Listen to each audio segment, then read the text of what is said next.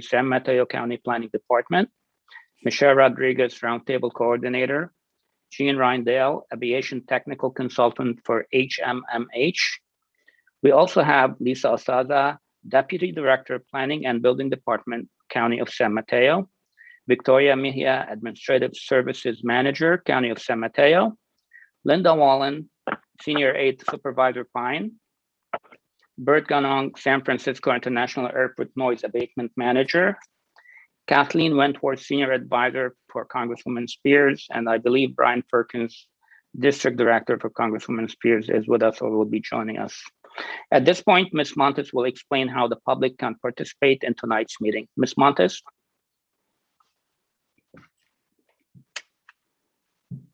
Vice Chairman Hindi. For those joining the meeting on the Zoom video conference, we will use the raise hand feature in order to organize any public comments. During the general public comment periods, I will ask those members of the public who wish to comment to click the raise hand feature to speak on that agenda item. For those joining by phone, please press *9 to indicate your desire to speak. When you hear your name called, I will prompt you to unmute your microphone and inform you that you may begin speaking. You will have 2 minutes. Thank you. And I do want to note that I have been trying to promote Ms. Schneider over, but I don't know if she's having a glitch, but I am aware and I just haven't had any success getting her over. So sorry about that. Through the chair, I think I'm here. Oh. Thank you, Mayor Schneider. Perfect. Sorry to interrupt. No worry, not at all. Thank you so much. Well, thank you, Ms. Montes. And now we will move on to roll call. Ms. Rodriguez will take the roll. Thank you. City and County of San Francisco.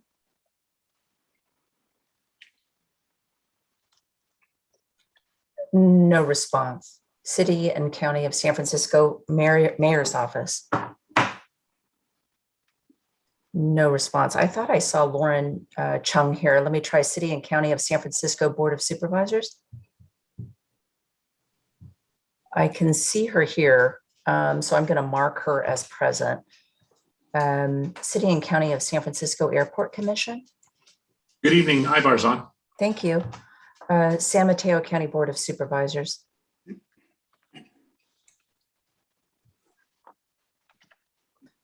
I don't see Dave here yet. And Carol Ford said she was not going to make it. Town of Pine is unable to attend. Thank you. Town of Atherton. Here, Bill Widmer. Thank you. City of Belmont. Tom McEwen, present for Belmont. Thank you. City of Brisbane. Harry O'Connell, Thank Brisbane. you. City of Daly City.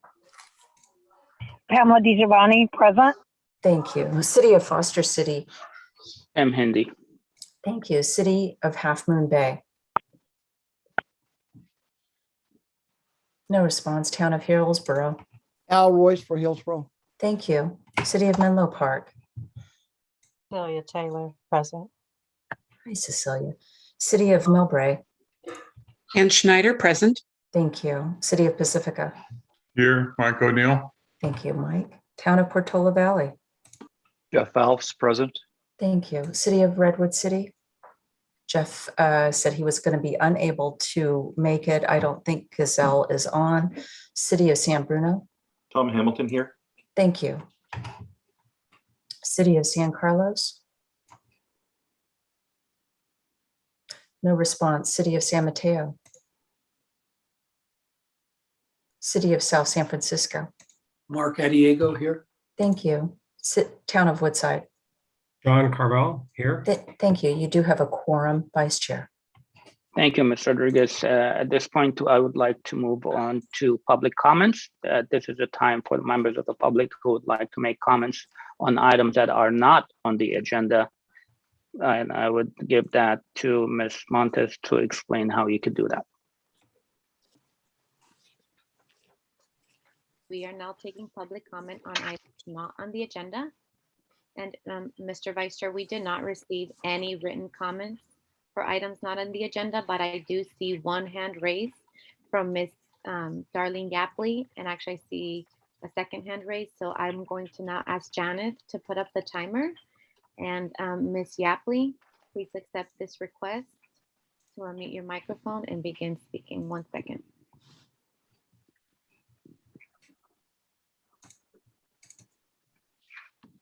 Hi, Angela. 1 second. I'm trying to go ahead and post it. There you go. Go ahead. Please proceed.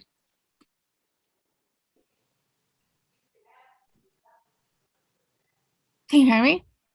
Sorry, I just got this. I just got the message. This Okay, is Darlene. go ahead. This is Darlene Yapley. I wanted to comment the recent GAO study, and thank you to Kathleen to doing a memo on that that's in the packet. The GAO study cited the San Francisco airport and the Oakland airport as examples of using the new and above metric. But I contacted the Oakland airport and they're not familiar with that it was used in a recent procedure to help the community understand impacts. So I wanted to ask if SFO Bert or the consultant Gene or the FAA Favi are aware of the usage at SFO Airport in Oakland for a new procedure using and above, so that we can understand how the real impacts are to all of us. So if you have that, could you share that with us? It's pretty important because it's a best practice of using the recommended GAO supplemental metrics that could be helpful for the whole community to understand real impacts. Thank you. Thank you. Okay. Ms. Yapley, I will now call on Jim Brisbane. Please accept this request to unmute your microphone and begin speaking.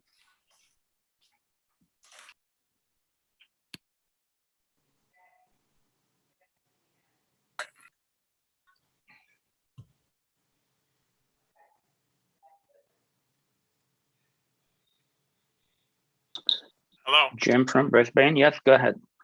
Are you able to hear me? Yes, we can. Okay, yes, I just have, I guess, a Zoom procedural question for now.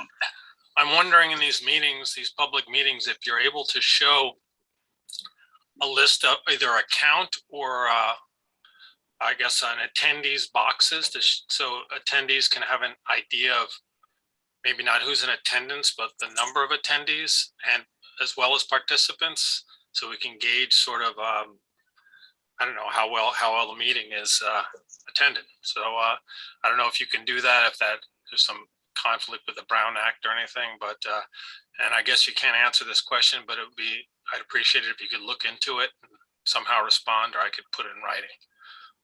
That's it. Thank you very much. Okay, thank you. Thank you. I will now call on Jennifer Landisman.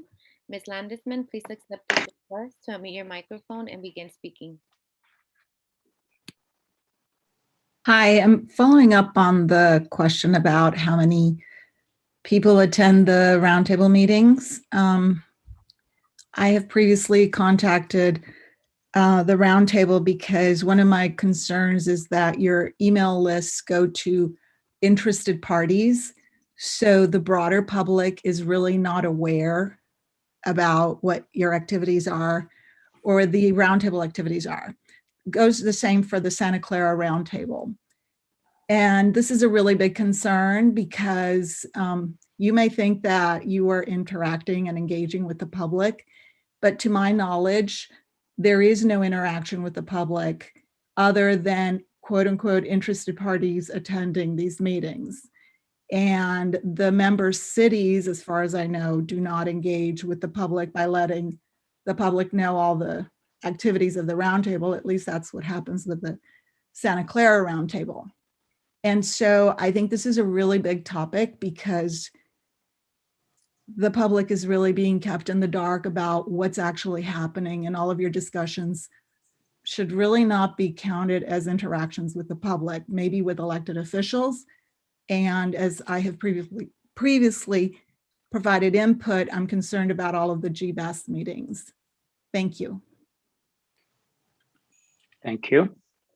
Thank you, Ms. Landisman. I think just for the record, Michelle Rodriguez speaking, there are a number of ways to find out the number of attendees at meetings during Zoom calls. You can look at the participant list and open up the attendees or panelists list. You can also refer to the minutes and you can see how many people are in attendance, how many people have spoken. I think in terms of our municipal representatives, they normally report activities at the variety of meetings that they attend during their council meetings, which are also open to the public. All of our meetings are agendized that are public related. So it's an important point to speak to. Thank you for giving me that opportunity. Thank you, Mr. Rodriguez. Any more members of the public who would like to speak on item not on the agenda? Chairman, we do not have any more hand raised. Thank you so much. Thank you. Then with that, I will move on to the next item, item 1 and 2 consent agenda. I'm sorry, Vice Chairman. As soon as we were going to close, Mr. Peter Grace raised his hand, so I will leave that up to you to allow him to speak. Okay, Mr. Grace, go ahead. Thank you. 1 second. Mr. Grace, please accept this request to unmute your microphone and begin speaking. My apologies, I've come late. I wasn't sure where we were on the agenda, and I would like to talk about something later. So thank you very much. I'm stopping. All right, thank you, Mr. Grace. Thank you. Okay, with that, then, Ms. Montez, anybody else? We do not have any members of the public with their hands raised for items. Thank you so much. With that, I'm going to go ahead and move on to items 1 and 2, the consent agenda.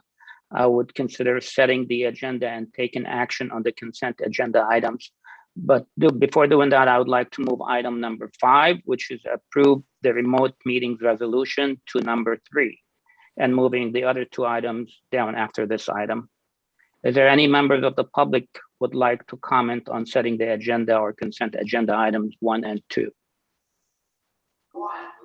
We do have one hand raised from members of the public, and I will ask all of our panelists and members to please mute your microphone because I am getting background noise. So I do have one hand raised, and I also see member Schneider's hand raised, but since we opened up public comment, I'm going to call on Mr. Peter Grace. So please accept this request to unmute your microphone and begin speaking. Janet, can we bring the timer back up, please?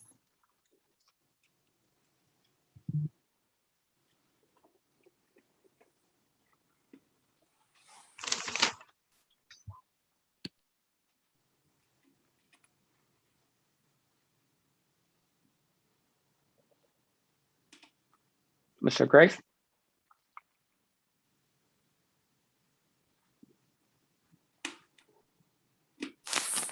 Mr. Grace?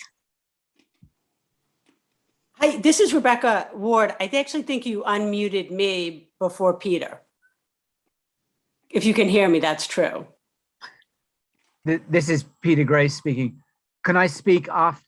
Can I ask for another exception, Chairman, Vice Chair, to go and speak after Anne Schneider and hear what she says? So I'd like to be able to speak after Anne Schneider, if that's possible. Thank you, Mr. Grace. At this point, I'm taking public comments, so let's go ahead and proceed with public comments, and I'll go back to members.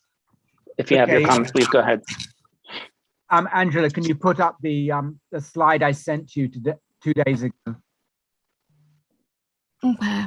If we're doing that, then I have to put the timer kind of off to the side, and it won't be posted on the screen, so we can't do both. I think the point is that Mr. Grace has submitted a letter to the membership asking for, I thought it was the airport director's report for the month of, I think he said July, to be pulled. And so that's his request.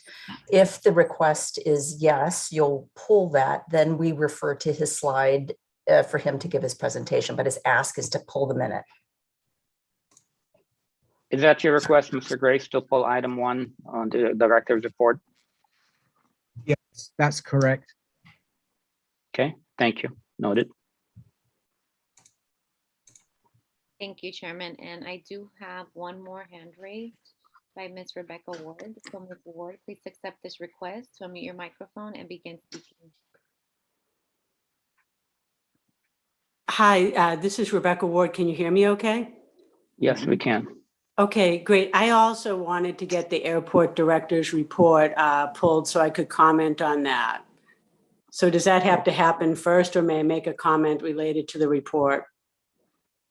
You have a request to remove it, and that's what they wanted to hear. Okay. Okay. So, Ms. Rodriguez, are we going to go vote on the balance of the consent agenda, or are we going to go ahead and That's take the director report? the request would be, is there any member of the roundtable that wants to pull the airport director's report? If yes, then you would separate them, take the action on the remainder consent calendar item, and then separate and move the airport director's report to a discussion item, and then take the public comment on that. Yes, Mr. Chairman, I move the agenda with the change suggested by you, with item 5 being moved to item 3. And secondly, I move that consent item 2 be approved. And thirdly, that I request that item number 1 be pulled and moved down to the discussion items. Okay, thank you, Member Royce. Do I have a second? Member Schneider seconds. Thank you, Member Schneider. Ms. Rodriguez, would you please take the roll? I will. City and County of San Francisco Board of Supervisors. No response. Am I muted? No. Okay. City and County of San Francisco Airport Commission. Hey. Thank you. Town of Atherton. Aye. Thank you. Town of City of Belmont.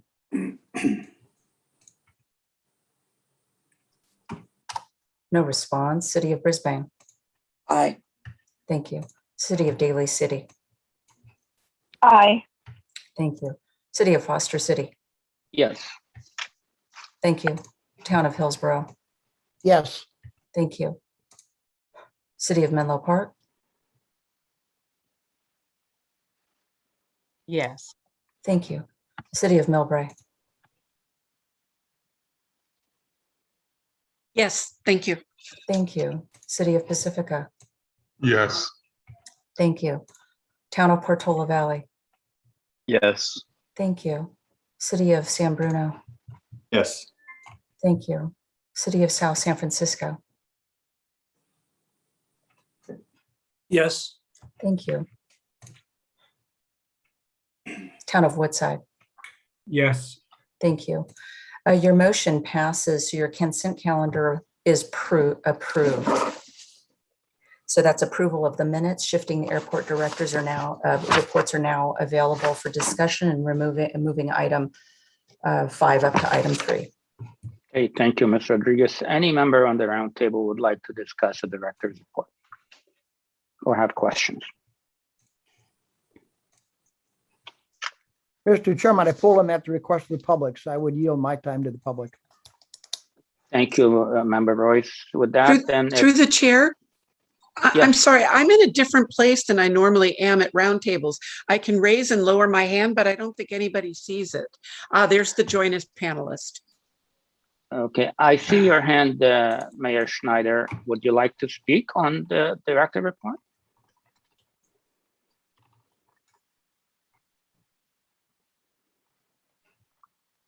Mayor Schneider? Okay, sorry. Thank you, Chair, and thank you, staff, for bringing me into the main group. I read the minutes from back in June or August where it says I won't be voting for the director's report because it doesn't really reflect the type of noise that is experienced by my community. But, and Michelle, correct me in the right process here. We may be having a ground-based noise meeting in December. And on that agenda will be an item to look at the existing director's report and try to find where we can find different data that better reflects low frequency noise, backblast noise, things like that. And I don't know if it's appropriate for me to tell the public or anyone, if you have data points that you think would work, please send them my way so that we have them prepared for that December meeting. That's accurate. And I think you also, the technical working group is going to take on this question of the update to the director's report. And we sent some initial inquiries to Bert for discussion and for consideration. So we've got both Bert and our aviation consultant starting to talk about this before those meetings. So you are correct.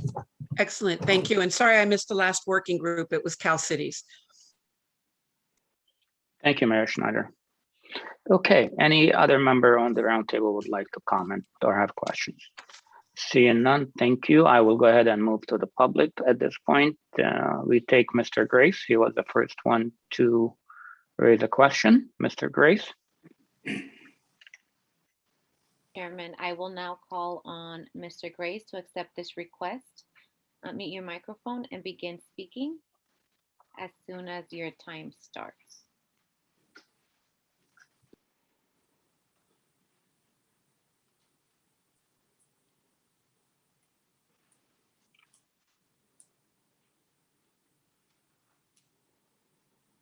Could you put up the slide I sent you, please?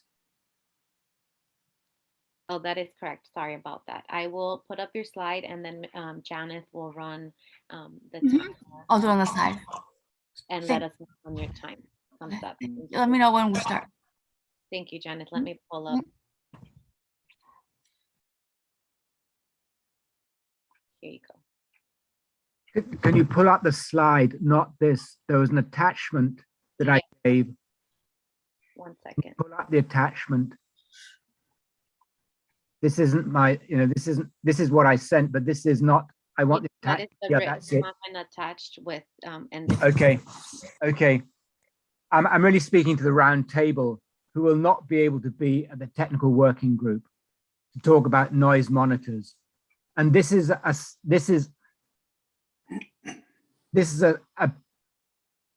a report that comes from Reagan National Airport from the noise monitoring unit.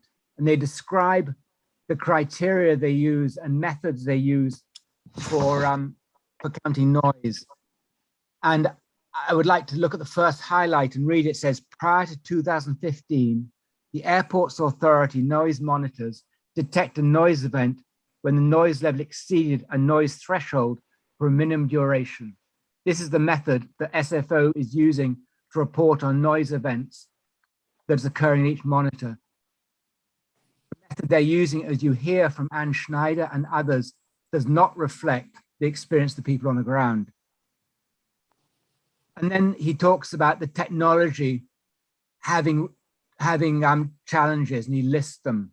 And he lists then a thing called a NEAMS, and he says, as of 2015, the airport authority became the first US airport system to upgrade its noise monitoring software to a new noise event detection methodology called a NEAM. And the last highlight below, it says, a NEAMS provides a more accurate detection methodology for distinguishing aircraft noise from other noise sources experienced in neighboring communities. So I'm really asking, why is SFO continuing to use a methodology that is not as accurate as other proven methodologies that have been in use since 2015 at Reagan and Dulles Airport?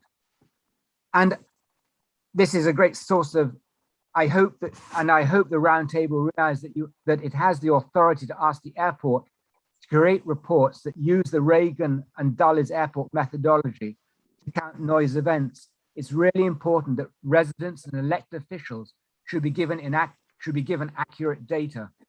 This has not happened. 30 seconds. Thirdly, SFO needs to explain why they're not willing to use a NEAMS to report noise events in the director's report. This question has been raised before, but remains unanswered. I hope the roundtable will pick this up and ask directly at the SFO noise office why there's this roadblock. Thank you very much. Okay, thank you, Mr. Grace. Now we would move on to Ms. Ward. Board, please accept this request to unmute your microphone and begin speaking. Hi, I've spoken about this topic before, and I'd like to bring it up again. I know there are a number of new members and a number of folks have seen the airport director's report. One thing I would like to request is that it actually be an agenda item. And there's a couple reasons for that. One is it does show what the community is saying to SFO via noise complaints. And so I think that's worth discussion. But it also shows what routes the airport and the FAA are using to bring flights in. Are they using the approaches that go over the bay, or are they using the ones that go over people? And what you've seen repeatedly, even during the pandemic, when traffic was down by 50%, that the FAA shifted traffic over communities on both the Bodega route, which goes down the peninsula, as well as on the Surfer route. And they took them off the Diamond route, which is the route that goes over the east side. And if you look at the noise report, you'll see that there are no noise complaints at all over there, because flights enter the bay 3,000 feet higher there and over compatible land. But the FAA will shift those flights, often for efficiency, from places like JFK, Albuquerque. Ms. Ward, Yes. excuse me, if you could keep your comments to the item, the director's report, what the FAA is doing and not doing. Well, no, is that's nothing. included, I'm sorry, that is included in there. It shows the routes that they're using.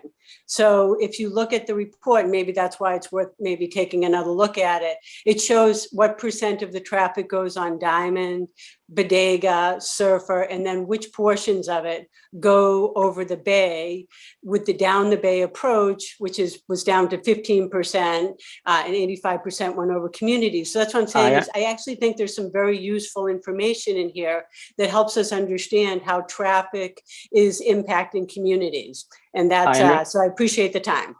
No, I understand. Thank you so much. I do understand, and I looked at the report, but I heard in your comments you were asking things of the FAA. That's why I interjected. But thank you for your comment. Okay. Any other members of the public? I don't see any raised hands from the public. Ms. Montez, anybody else from the public that you see?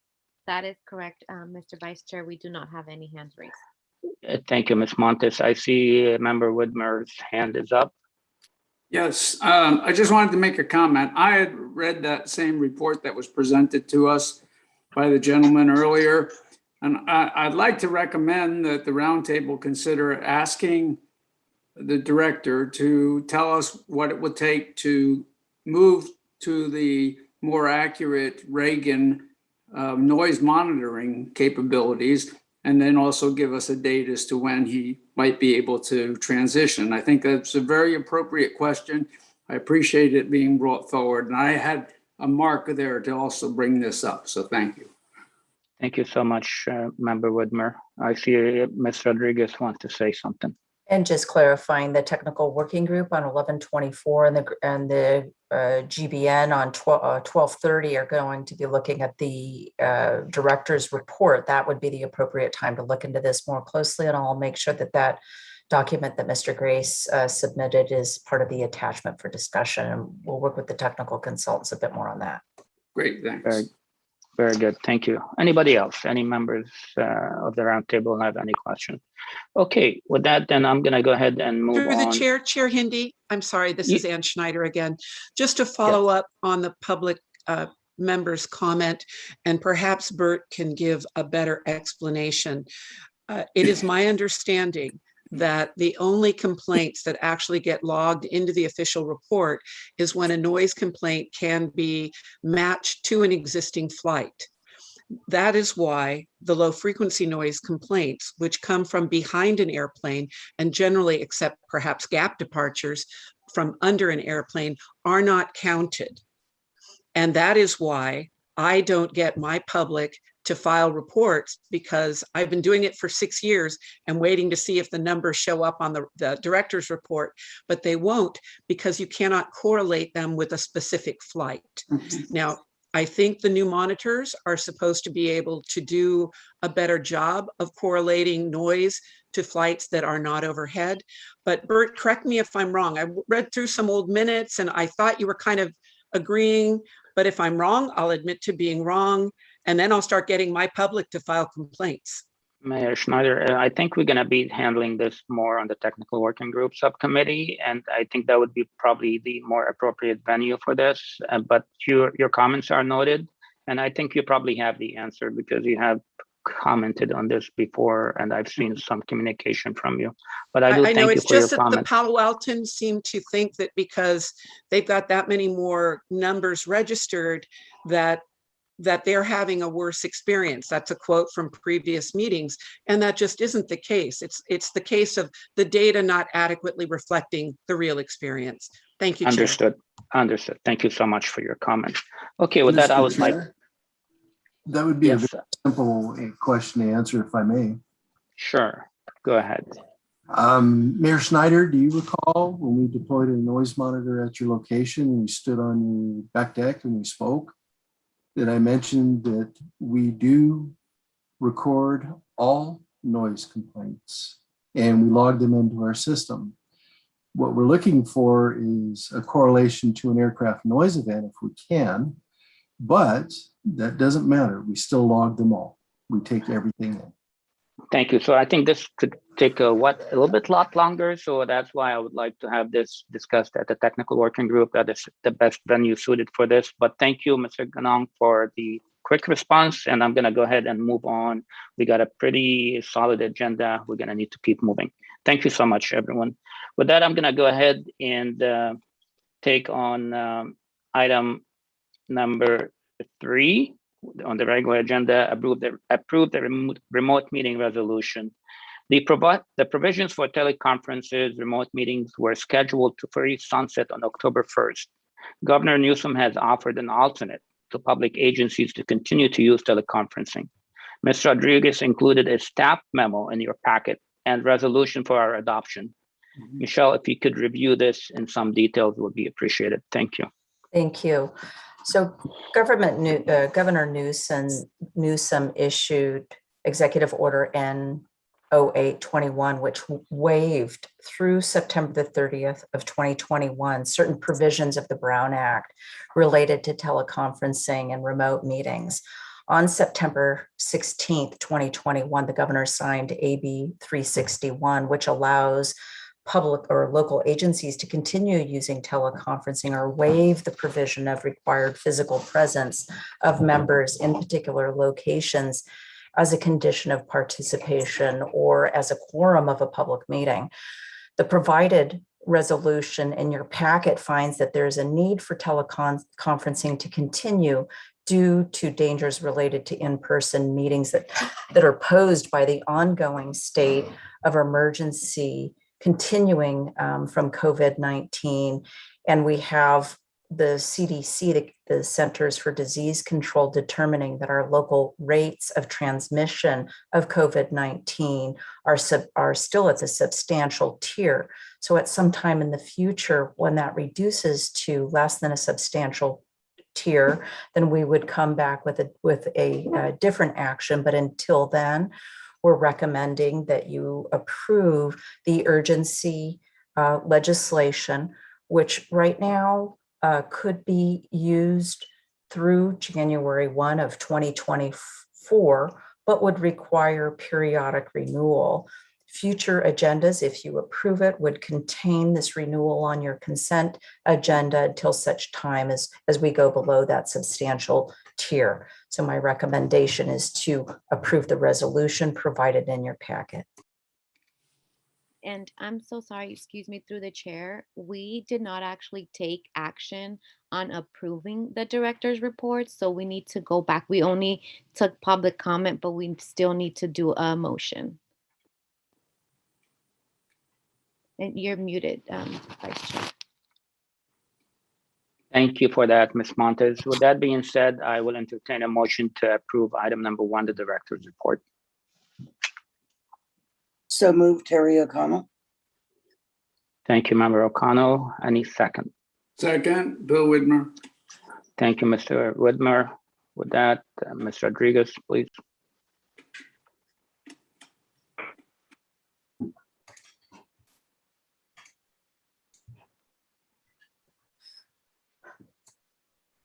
City and County of San Francisco Board of Supervisors. City and County of San Francisco Airport Commission. Aye. Thank you. Town of Atherton. Aye. City of Belmont. Aye. City of Brisbane. Aye. Thank you. City of Daly City.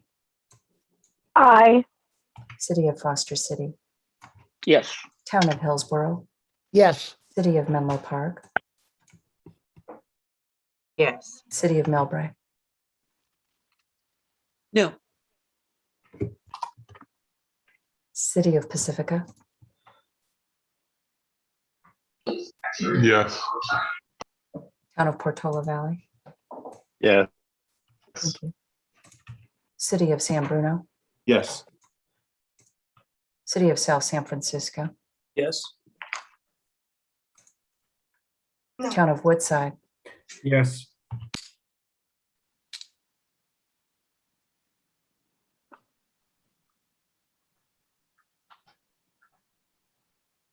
Your motion passes. Thank you, Mr. Rodriguez. So I apologize for the confusion, but we'll go back to the approval of the remote meetings resolution. Thank you for your report, Mr. Rodriguez. Any comments from members? I don't see any raised hands. And with that, then I'm going to go ahead and ask if any members of the public has any comments on remote meeting resolution.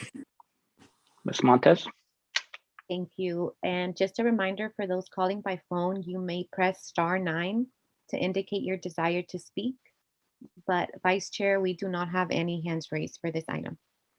Thank you so much. Then I'm looking for a motion to approve resolution number 21-01 to continue remote meetings due to COVID-19 pandemic. So approved, and with an amendment that we also added each month or each meeting in the consent calendar. Thank you, Member Woodmer. I'm sorry, who seconded it? Tom Hamilton, San Bruno. Thank you. All right, Mr. Rodriguez, would you please take the roll?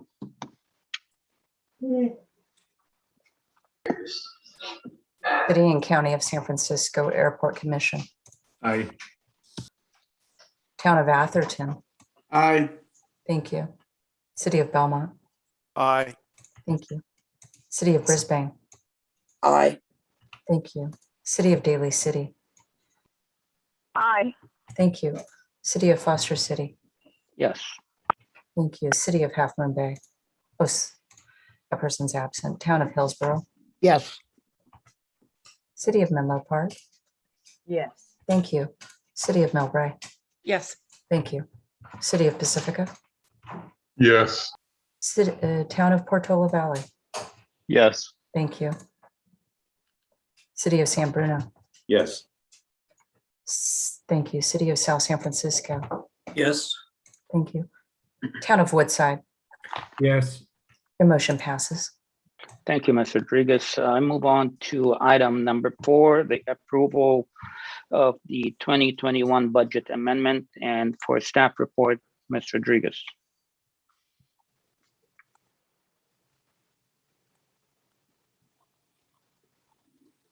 Thank you.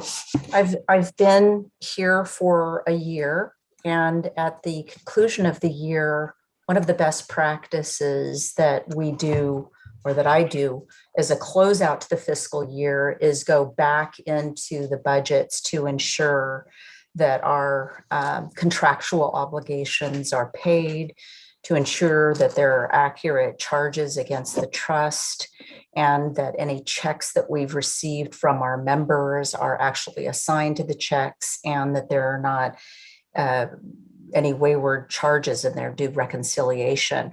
And what we discovered this period was that there was no fiscal procedure in place to ensure that the county was paid for staff time and for the county to pay the trust. And what we found was that this had not been completed during the periods of 2015 through 2019.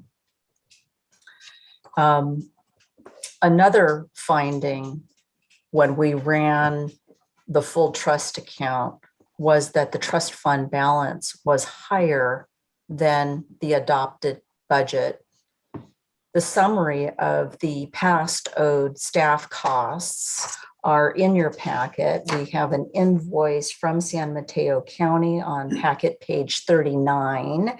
And so that shows you the reconciliation showing staff costs owed for the period of 2015 through the 2019-20 budget of $311,000 and 347 cents. And this is based upon staff's submitted weekly time cards. And then shown at the bottom of that invoice is the county contributions for the money they should have paid the trust but did not.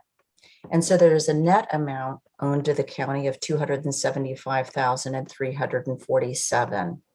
Because that amount was due, was approved in your budget, was not paid, I've authorized that amount to be done.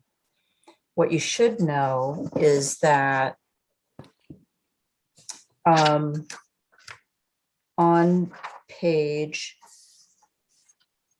32 of your packet, Angela prepared for you a comparison of your 2021 to 2022 approved budget with your $133. And so this is online. I'm sorry, I don't have a line in front of me, but it says fund balance of $133,687.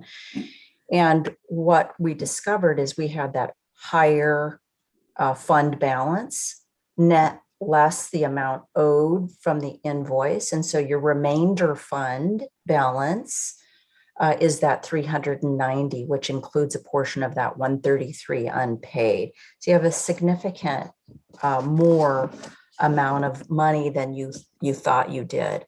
And so what we also did was we ran that projection going forward through 2026, so you could see how, if we applied the same budget over time, what would be your year-end balances. So the good news is you have a higher fund balance. You're paid in full in terms of the county owed to the trust, and the county paid in full. From a staffing perspective, I'll be working on a fiscal procedure so that anyone in my place, as well as the fiscal staff at the county, will know that at year-end closed, we should be doing these actions. So what I'm recommending at this time is that you approve the amended budgets without changes to the work plan at this time. I would recommend that you wait until the Membership Expansion Ad Hoc Subcommittee comes back to you with their recommendation.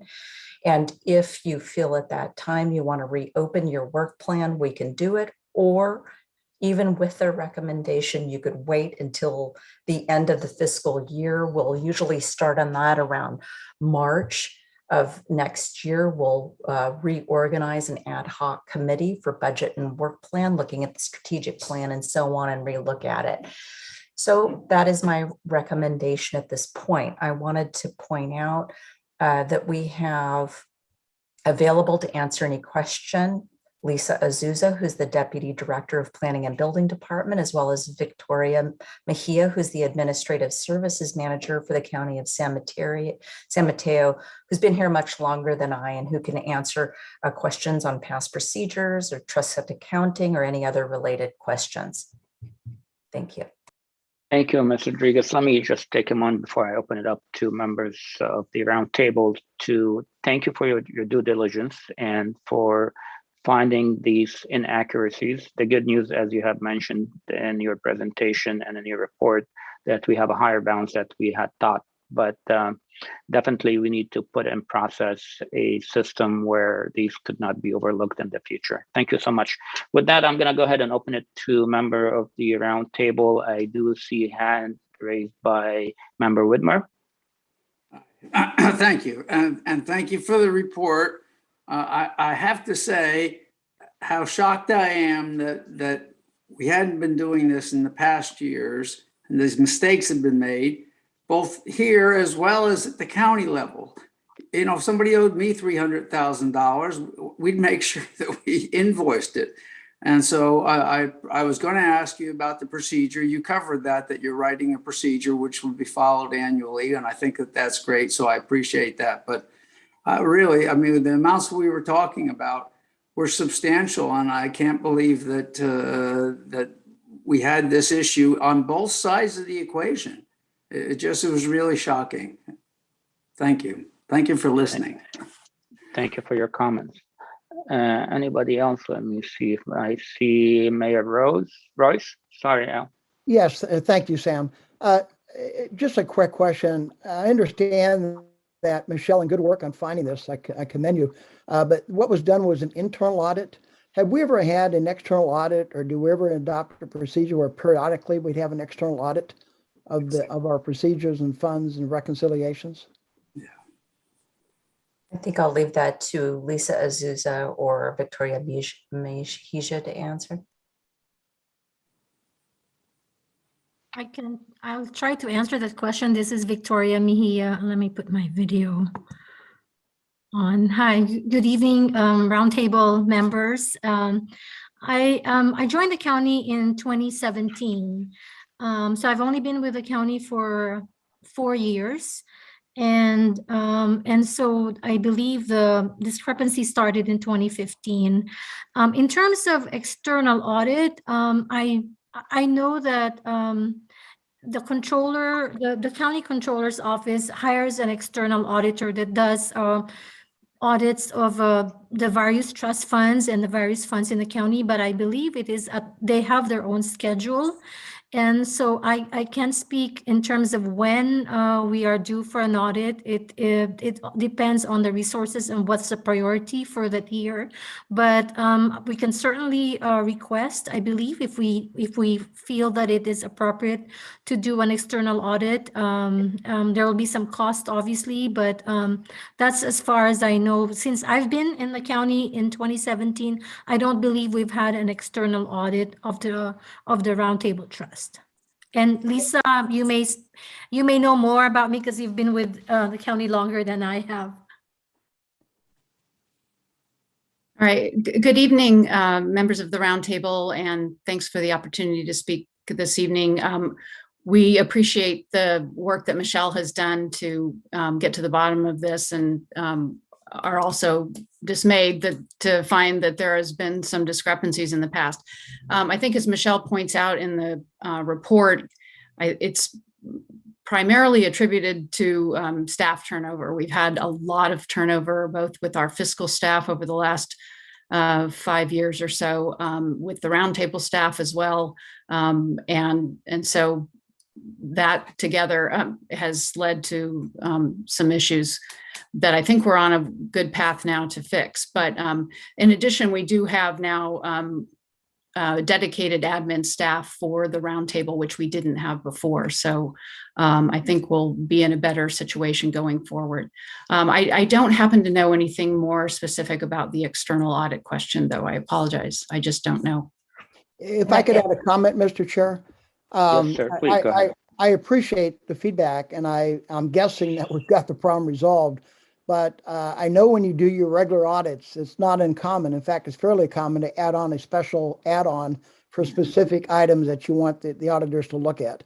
Right. And I would suggest that when you go through the county auditor this year with your external auditor, that there be a look at the Roundtable budgeting process and the Roundtable allocation, just to be sure. When we have a number of this size, I want to make sure we can reassure the public that not only did we correct it, but an independent party verified that we got it corrected. So that's just my preference. Thank you. That is correct. Yes, Ms. Rodriguez. I also just wanted to recognize Angela Montez, because she also participated in training to get access to running our reports for the Roundtable. She's now taking an active role in tracking invoices as they come in, that they're getting paid. She's been updating these budgets. So I think that has been extremely helpful, and I appreciate that expertise. Yes, thank you for that comment. If I may add, I also want to add that we have separate from the Roundtable Trust, we have we call it OFAS, which is a county fiscal database that has all of the accurate information in terms of fiscal information, and Angela has been has access now to OFAS and has been trained, and we are here to support, you know, Angela and Michelle. And I think moving forward, as Lisa said, I think we are in a better position now, so that you know, moving forward, this will not happen again, and that also we are planning to have, as Michelle said, a process in place so that there's a standard procedure moving forward. So I appreciate Michelle and Angela and everyone's, you know, understanding, but I believe that we are now at the point where we have corrected or resolved the issues that, and that there will not be any more problems moving forward. Thank you, Ms. Mejia. I appreciate the comment, and thank you, Member Royce, for your very good questions, as well as Mr. Whitmer as well. Next, I do have Mayor Schneider has her raised up. Mayor Schneider. Thank you, Vice Chair. My question goes to the work plan. So part of the reason we had an established work plan, and then we added the membership ad hoc committee, and that impacted staff time. Now that we have a little more money, is that why we're having the December ground-based noise meeting? Or was that going to be planned at any rate? It was planned anyway. What I've been doing is every month between meetings, I've been doing a technical working group meeting, and then alternating between legislative and ground-based noise. And so it's your turn. Okay, so in the previous years before you joined us, then when ground-based met 4 or 5 times in a year, that's probably when we weren't as active with the legislative committee then. Just something for us to look at next year's work plan, because like it's difficult for legislation to work when they're only meeting every 3 or 4 months. It's equally difficult to maintain one's knowledge base when we're meeting so infrequently. But if there's extra money in there, maybe for the remainder of this fiscal year, we could get a few more ledge and ground-based noise meetings in. That again depends on your 20 hours and how that all works. Okay, very good. Thank you, Mayor Schneider. Next, I do have Member Carvel. Yeah, a question for you, Michelle, regarding the slide you had on page 32, which shows the budget versus the revised, and you had highlighted the 390K versus the budget of 133. The other line items were the same. What am I missing on why there's the difference there? You had the payment out that was due, but that would have, I thought, reduced the fund balance, not. Why are we so much larger, 257K higher? Right. And so the difference was that the fund balance, and I'm sorry, I don't have the column and row number here, as adopted was at 133,687, but what it actually was 655,092. So what I did in that line item that you're referring to is I took the 655, deducted the county reimbursable staff costs of the 311 minus the $36,000 owed to the trust fund, plus I think the 133. No, I didn't add that in. So that's that difference. So this is the balance due to the fund for the staff time? This is the available fund balance after those amounts have been authorized to be paid, and recognizing it's recognizing the payment of the invoice on page 39. That's the difference. So the invoice that's due to the Roundtable? Correct. That's the net amount after that's been paid available to you. Okay, so that's the accounting for the difference between the budget and the actual amount. Correct. Okay, thank you. Thank you. Thank you. I don't see any other raised hands from members of the roundtable. Anybody else have any comments or questions on this item? Okay, not seeing any. I'm gonna go ahead and move on to public comments. Ms. Montez? Thank you, Vice Chair. And as a reminder for anybody that is calling on phone, you may press *9 to indicate your desire to speak. But I do not have any hands raised from the public. Thank you, Ms. Montez. So before I go ahead and entertain a motion, let me again thank everyone for their question, and Ms. Rodriguez and Ms. Montez for your due diligence and work with the county. Thank you for Ms. Asuda and Ms. Mejia for being with us as well. Appreciate you being here. With that, I'm going to go ahead and be looking for a motion to approve the revised budget 2021 as shown on page 32 of the packet. I move that we approve the budget as shown and thank Ms. Rodriguez for her fine work. Thank you, Mr. Whitmer. Looking for a second. Terry O'Connell will second. Thank you, Member O'Connell, for your second. We do have a motion and a second. Ms. Rodriguez, if you would please take the roll call. City and County of San Francisco Airport Commission. Aye. Thank you. Town of Atherton. Aye. Thank you. City of Belmar. Aye. City of Brisbane. Thank you. Aye. Thank you. City of Daly City. Aye. Thank you. City of Foster City. Yes. Thank you. City of Hillsborough. Aye. Thank you. And City of Menlo Park. Yes. Thank you. City of Millbrae. Aye. Thank you. City of Pacifica. Aye. Thank you. City of Portola Valley. Yes. Thank you.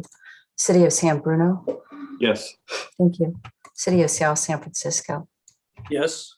Thank you. Town of Woodside. Yes. Thank you. Your motion passes.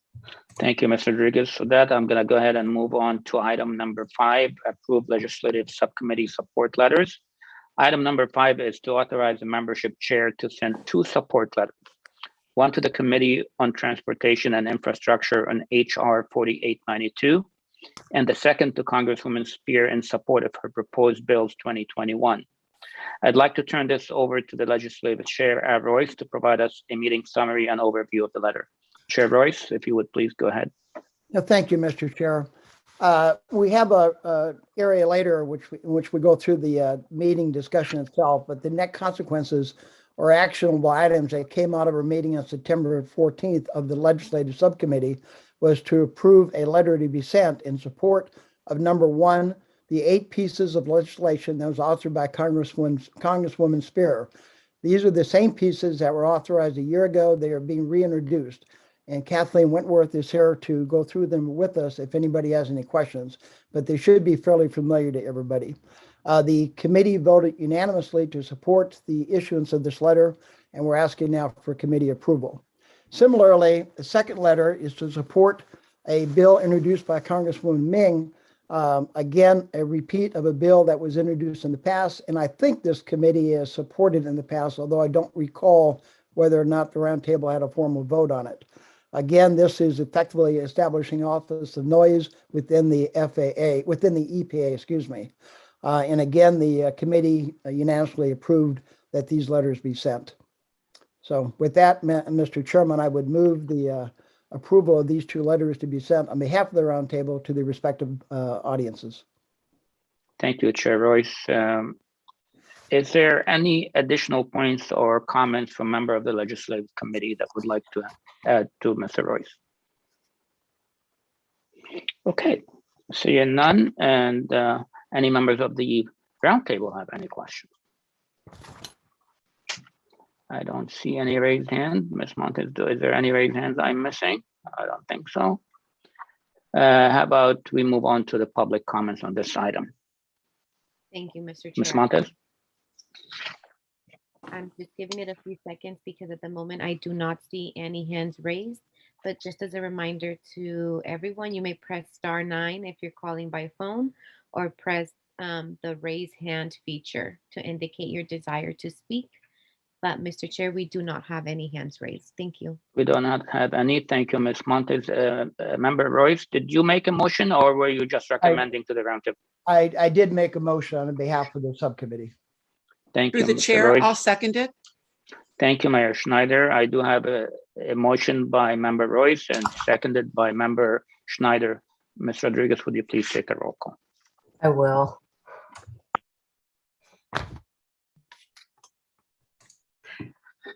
City and County of San Francisco.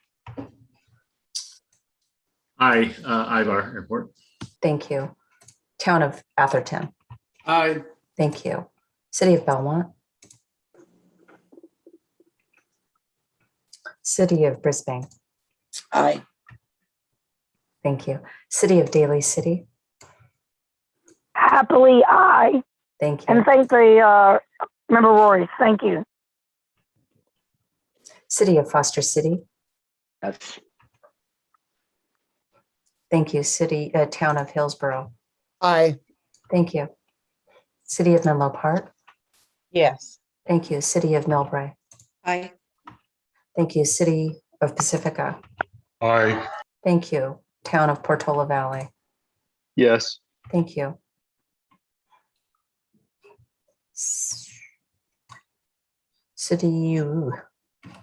City of South San Francisco.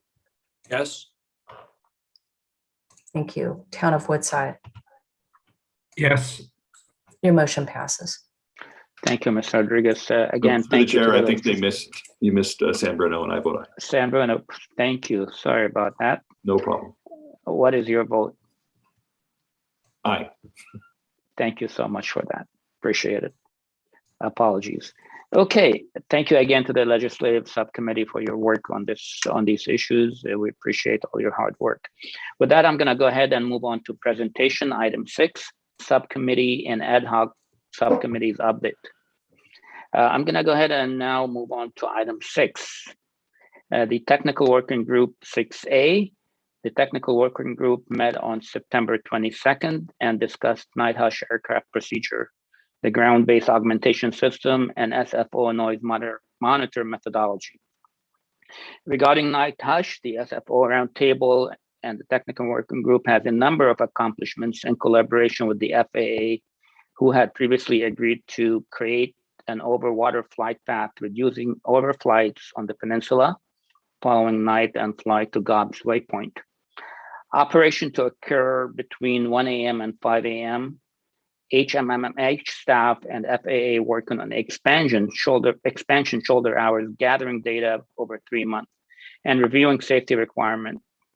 On peninsula overflights being at or above 13,000 altitude. So all these are really good things that I think will have a significant impact on relieving people. But I want to take a moment here to acknowledge and thank Congresswoman Spears for her advocacy on the night hush and for continued to advocate for the folks who are impacted by airplane noise, and really asking the FAA to try harder, if you will, and explore other ways to expand those hours from 1 to 5. So Congresswoman Spears, and to that end, Congresswoman Spears and the San Francisco Roundtable had an additional meeting with FAA, and the FAA agreed to possible expansion of those shoulder hours, 1 additional hour earlier, which is 12 p.m. rather than 1 a.m. and 6 a.m. rather than 5 a.m. So we're looking at 2 additional hours, but those, of course, are subject to environmental review, which is currently underway by the FAA.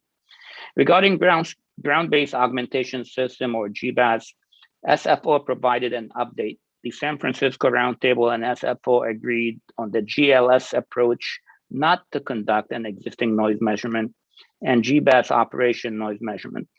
Staff and the subcommittee have provided recommendations on location. The innovative GLS procedure community flight procedure packages, 14 of them, have been published for public input. And I believe those are available on the SFO website. SFO Roundtable has begun review, and 1 point of clarification pending from SFO. The SFO Roundtable, and I've seen communication between our staff and the SFO today regarding this item. my understanding as well, I'm going to add my understanding to what I read and staff. The San Francisco Roundtable understood that there's no GBAS procedure would not be implemented if there were noise increases. But there seems to be a change of approach on this topic. Perhaps SFO could provide more detail during presentation later in this agenda when the SFO going to be presenting, or at and maybe not or and at the next technical working group schedule in the week of 11/20.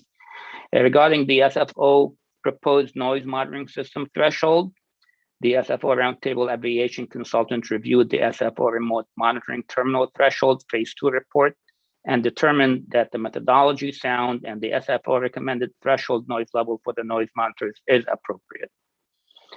Does anyone have any questions from the members or comments on this item?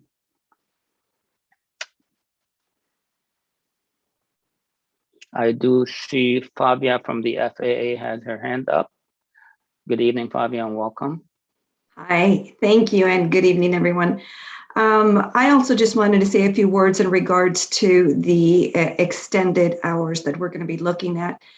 First of all, the FAA also appreciates having worked with San Francisco Airport, the Roundtable, Congresswoman Spears' office, and the airlines. This has been definitely a group effort, and we're happy to see that we are going to be able to make some progress with the 1 to 5. As far as the extended hours, we are looking outside of the 1 to 5, but that's still going to require some coordination with the airlines. The airlines have not yet been briefed on that topic, and it is pending a meeting that San Francisco Airport is going to convene with both Oakland Airport and the airlines, including the FAA. But I just wanted to make you aware of that. Also, you indicated about the environmental work. If we do extend the hours, that's going to add at least another 2 to 4 or 2 to 6 months of environmental work. Thank you, Joe, of environmental work. So, it is a process, and I realize we want to keep this high level right now for the purpose of the briefing, but there are some steps that need to be taken among the groups. So that's what I wanted to share. Thank you, Chair. Thank you, Ms. Garcia. Appreciate your comments and being with us this evening. Next, I do have Mayor Schneider has her hand up. Thank you, Vice Chair. I got a little confused. What exactly is happening between the 11 p.m. and 1 a.m. time frame and then the 1 to 5 time frame? Is this only on arrivals? No, this is on departure on the night hush. The FAA came in with a proposal that they could use the night hush between 1 a.m. and 5 a.m. And what Congresswoman Spear and the technical working group is asking the FAA to extend that to start, instead of starting at 1 a.m., to start earlier 1 hour at 12 a.m. Okay. And instead of ending at 5 a.m. to end at 6 p.m. And could you remind me, night hush departures are on 1 or on 28 right? I'm going to defer to someone else on that one. I do not have that answer. Bert can answer.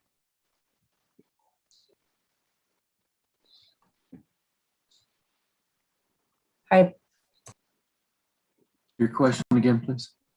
The question is, departure on night hush, is it on 1 or 28? Is that correct, Mayor Schneider? Yes.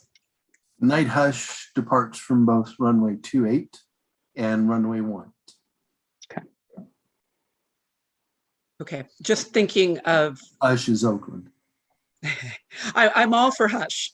Absolutely, just what the impacts might be if things are leaving more on 28 or more on 1 during that nighttime period, because I think Mayor Royce might agree with me. We're hearing more from our public that there are more flights within midnight, and I would say 2:15. There's a 2:14 flight that wakes me up every night, or almost every night, and that seems to be something new over the last month or two.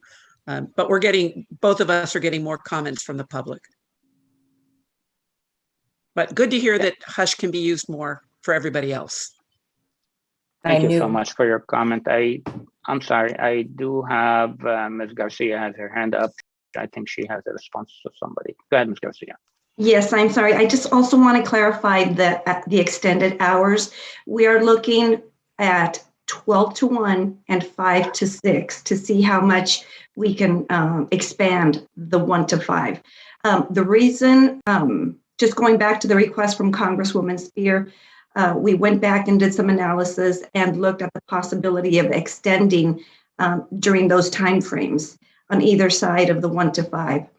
The reason why we're able to do that right now is due to the COVID numbers, but we're able to do this right now since the numbers are low. If we return to pre-COVID numbers, we will have to go back to the 1 to 5. I just want to be very clear on that. So we have an opportunity right now, but again, should the numbers go back to pre-COVID, then it will be strictly 1 to 5. Thank you so much for that. That is a very important point, and this is exactly what we discussed with the FAA, and the FAA was very clear. Should the traffic resume to pre-COVID, that might be a different situation, and they would have to reevaluate, and most likely it'll be 1 to 5. Appreciate that, Ms. Garcia. Thank you. Yeah, and Vice Chair, this is Joe. I'd just like to add to that our plan moving forward isn't to just come to you and say, hey, we got to do this. Our plan is to update you as traffic picks up, so that it's not a surprise. So the plan is to work with the roundtable on what the traffic looks like and those type of things. So it won't be we got to do this now type thing. You guys should hopefully be well aware ahead of time. Thank you, Mr. Burt. Appreciate that. I saw Ms. Wentworth's hand before, and I don't see it anymore. Kathleen, do you have anything you would like to add? I was just going to comment on Mayor Schneider's concern to make clear that the use of the night hush should make no difference in the use of the runway. In other words, the runways in use, whether or not hush is in use, will remain as the same. It's once they're airborne, they will be going on a different pathway. So hopefully that answers your question a little bit, Anne. May I comment? Thank Please. you, Kathleen. Yeah, I understand. I think in my dream of dreams, if there were a way to take 28 right takeoffs more often than ones, that might save the sleep of the people of Millbrae, Burlingame, and Hillsborough. But again, that's probably because there are fewer flights now, although I think we're back to 70% of normal.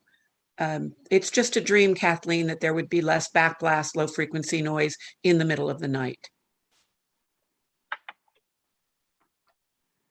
But thank you. Okay, thank you. I do see Member O'Connell got her hand up. Member O'Connell? Thank you, through the chair. What I was going to say is that this procedure was really to get the planes flying up and out the gate and to make sure that they go through the waypoint before they turn back over the peninsula. So while it may not have any change of runway usage, it should have less noise once they make the turn and come back to head south or to head east. It may end up having a little bit more noise for Brisbane at times, depending on how tight they make that turn and how steep they make the climb. But we're hoping that it's going to have ramifications to help everyone and put more noise up and out over the gate, get them higher before they come back down the peninsula. Thank you for that clarification and explanation. I appreciate it. Okay, anybody else? I don't see any hands up at this point, so I'm gonna go ahead. I think Ms. Wentworth, anything else from Congresswoman Spears? No, thank you. I think you all received copies of all of the legislation, and I think Mayor Royce covered that very well. Okay, Thanks. and the FAA made their comments. I don't see any other raised hands from the FAA. Thank you for your comments.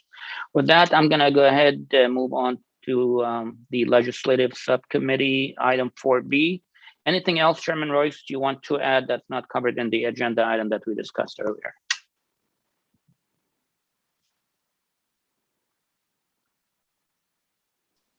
You're muted, Al. There, thank you. I think I would know that by now, huh? Anyway, I would like to add just a couple comments. And first of all, thank the other members of the committee, Pamela and Ann, for their input and participation. We actually was a public meeting, and so there was public involved, and you should have a recording that anybody can look at if they want to get into the details. The agenda was primarily around federal legislation, and the three topics we talked about from the federal perspective were the 8 bills proposed by Congresswoman Spear, which we've already resulted in an action item. We also talked about the bill 4890, House Bill 4892, which was proposing a new office of noise abatement and funding for it within the EPA. We also explored HR 3684, which is the infrastructure bill, and if there's any benefits to our communities with respect to any provisions in it. And frankly, thought most of it would be going to the airport, which would benefit us, but not the communities per se. We did not get into detail on anything missing with respect to any of the legislation, but subsequent to the meeting, there were some discussions, and I think Ann will follow up within the ground-based noise committee, is whether or not there's some things we can do from a ground-based noise perspective that maybe the Congresswoman would be interested in discussing and vetting. And I know Kathleen has already looked at that for a bit. So we did spend a fair amount of time on that. The other thing, this was our third meeting and our last meeting for the year, but we also talked about topics for the next meeting. And I would urge any members that would like topics to be discussed by the legislative subcommittee to let me know about them, or any member of the committee, so we can put it on the agenda. Specifically, we talked about anything that could be done at the state or local level that might benefit our communities and help mitigate the noise, and particularly around Title 21. And I know County Supervisor Dave Pine had mentioned that at one time. We wanted to get more familiar with it and see exactly how it worked. And so the next meeting, that will be a topic of discussion. It's not in this year's work plan, but it is in the 4-year work plan. And we do think it could be very helpful to us to better understand it and see what opportunities exist. We also spent a little time talking about whether or not we should be delving into legislation around supersonic aircraft. Some of you may have seen that CBS report, talked about the development of supersonic aircraft and the fact that some airlines, including United, have already placed orders for them. And so we'd like to get ahead of that with respect to how we control that, because that could be a noise nightmare, frankly, if it's not managed correctly. And we talked a bit about unmanned aircraft and should we be given thought about any legislation around that. So those are future topics. And again, I would urge any member of this committee to let us know if there's other topics they think the legislative subcommittee should consider. I also want to thank Kathleen Wentworth, Brian Perkins, and Sarah Affelt of the Congresswoman's office for coming and presenting a very thorough and detailed explanation of all the bills in the process that one has to follow to get them through Congress. And I would urge you to support through letters, through lobbying, through people you know in Congress with respect to these bills. They don't get passed easily. We have a very deliberative, some would say slow process, and it takes a lot of grassroots movement to get any kind of movement. And I think the Congresswoman would appreciate it, and I know we would appreciate it. So that would be my plea, is take time to write a letter to some congressman outside our area and urge them to look at these bills and be responsive to them. So with that, Mr. Chairman, that's my report. Thank you, Member Royce. A very thorough report, and also for all the hard work that you do. And I have to add my voice to you in thanking the Congresswoman, number one. Number two, it just emphasized the importance of these legislations, because really, from my time on the roundtable and following this issue, to make any real meaningful change, it has to come with the legislation. So I understand the value of the committee that you are chairing, as well as the work that Congresswoman is doing. Definitely, we need to have some, if not all, hopefully, all these legislations eventually passing, so we could have the meaningful change that we need. Thank you so much for that. Moving on to item 4C, membership expansion. I'm sorry, through the chair. Only because Director Royce gave me the opportunity. This is really a thank you to Michelle Rodriguez, because she did, we did get some feedback that the Congresswoman and Congresswoman Eshu's bills were mainly in flight. I didn't interpret them that way. I can see 2 or 3 of them that actually have a relationship with the closer in cities. But Michelle took the time to draft up a letter that has gone out, correct, Michelle? Life's been so busy lately, with a couple of Yes. comments and the request that, and I would hope that in December at Ground-Based Noise, we'll look at some things that might be specific, more specific. But anything that has to do with health, curfews, and better measurements, opening up the different weights of how sound is measured, all help with low frequency noise. But Michelle took the lead. Thank you, Michelle. Very good. Thank you so much for your comment. And with that, I don't see any hands raised. I'm going to go ahead and move on to item 4C, membership expansion ad hoc subcommittee. I'm going to be very brief on this one. Included in your packet is a membership expansion ad hoc subcommittee agenda for September 29th meeting. And our next meeting is scheduled to be on Wednesday, October 27th. Does anyone from the membership have any questions or comments on the subcommittee's work, any subcommittee? Okay, let me see here. Okay, I see a couple hands. Mayor Schneider, you still have your hands up, or you would like to speak again? Okay, that is gone. Member Widmer. Hi, so on the discussion on equity, it mentions that Palo Alto is running these noise tests. My understanding is Stanford runs them for a number of communities, and that's who's been running the noise tests. Also, to comment on, I appreciate all the time and the quickness that you guys are addressing this. I just looking at the schedule and looking at when, how it might dovetail in with the total membership, hearing your final report and making a decision on it. It looks like we may miss the first meeting of the year potentially, because things look pretty tight. Are you, these were estimate dates. Do you feel very comfortable with these? Mr. Rodriguez, would you like to take that question? I think so. And I think that the next scheduled meeting is October the 27th. Then we're going to have a public meeting. I think that November meeting is going to change to public if they could agree to content at the next meeting.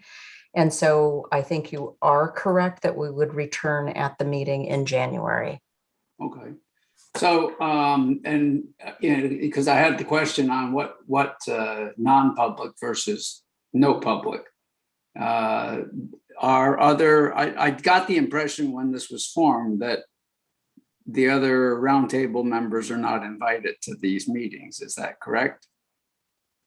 Or there are ad hoc committee members that were selected and attending, if Right. that's what you mean. And then if we have a speaker or people who are providing us data or have to answer questions about data, then they can attend. Okay. All right. Thank you. Thank you very much. I do not see any other raised hands. So with that, I'm going to go ahead and move on to the next item, item number 7, Chairman's update, delivered by yours truly. At the next roundtable member meeting of December 1st, we will be taking a motion on roundtable chair and vice chair. Please do consider whether you are interested in these roles. If you have any questions, please call staff or the existing members in that role. We definitely would like to see members moving up to the leadership roles on the roundtable. Regarding the FPPC, as you know, there were some ruling from the FPPC that members of the roundtable need to file Form 700. Earlier this year, the FPPC Commission made that determination, and the county, San Mateo County Council has appealed that determination, and we are waiting for the appeal ruling.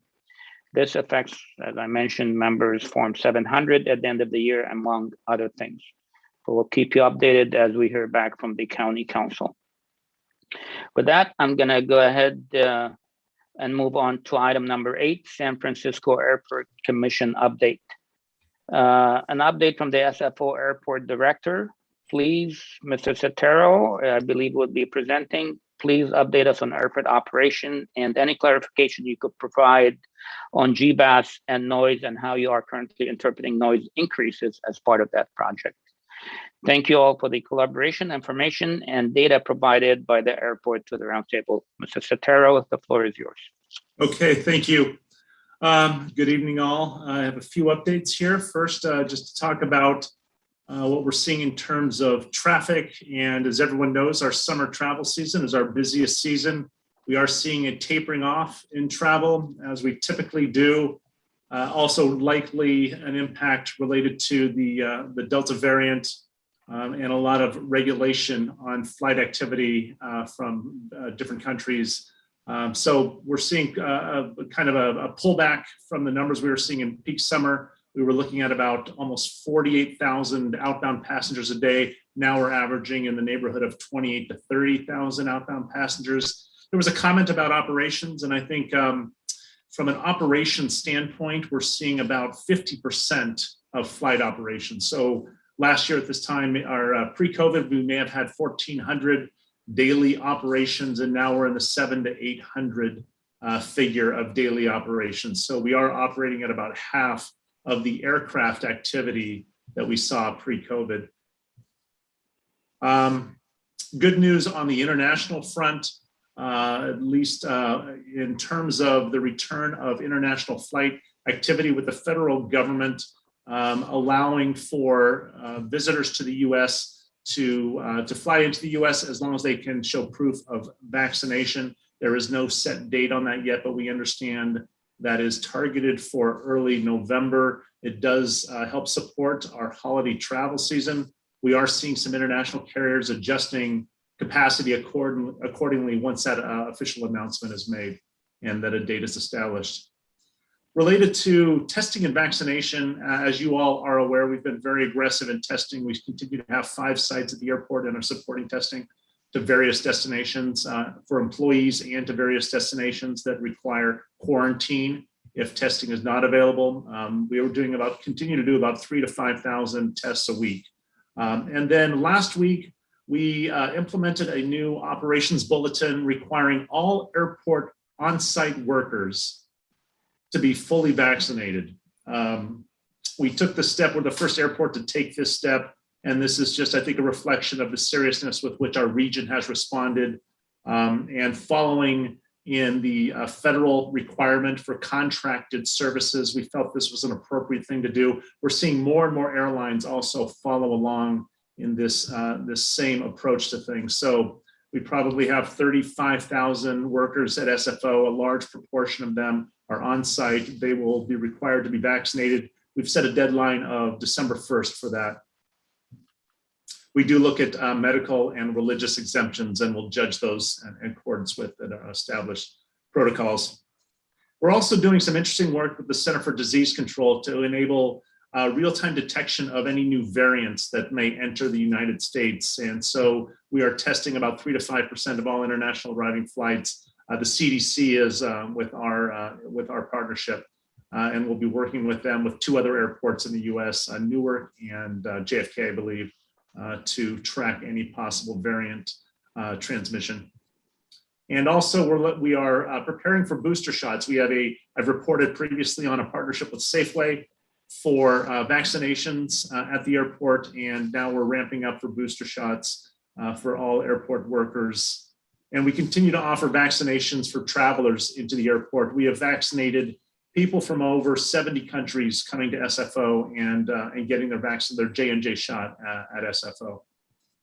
We do have a new airline that is announcing service from Vietnam, Bamboo Airways. It will be the first direct flight from Vietnam to the US. They're flying Hanoi to San Francisco nonstop. They are going through a process to satisfy their certification requirements. They had their first flight that was successful, I think, last week.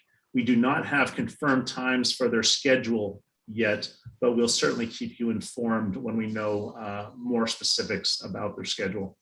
Runway 28 right construction project, that has completed on schedule. And yesterday we opened the last phase of the runway that had been closed off for completing the work. So that work is complete, very low level of impact to operations, and didn't cause the kinds of delays that we saw when we did the 28 left project. I really appreciate all the support we got from the FAA to make that project happen and accelerate it about a year ahead of schedule. And, you know, talk about GBAS, and I know we're hearing some public comment about the innovative procedures and potentially not representing a significant enough improvement. And, you know, that's a critical part of it. This is a largely a noise reduction initiative. And for the reason we took it on, that we felt that that was an important initiative to move forward. But, you know, this is an incremental process for us. And we did get through the overlays, and now we're getting into the innovative procedures as a first step. And there's a second phase of innovative procedures. But really, we just need everyone's patience as we build on success after success of these new procedures. And you continue to have my assurance that we are only going to be pursuing any procedures that provide a benefit to the community. Anyone that has a negative impact to any community or shifting of noise, we will not pursue. I think we've had great feedback, I think, on the initial community flight procedures packages, and we really appreciate everyone's time to review and comment on the packages. And it's there will be some flight testing coming up. We appreciate our airline partners that are supporting us in GBAS. United will be flying procedures or have flown them in the simulators, and we're looking forward to some real world flight evaluations this month, and we will certainly keep you informed of those results. Around noise insulation and our replacement second chance initiative, we'll begin the physical construction on eligible homes to have their noise insulation replacement due to normal wear and tear. This is an initiative the airport is funding 100%.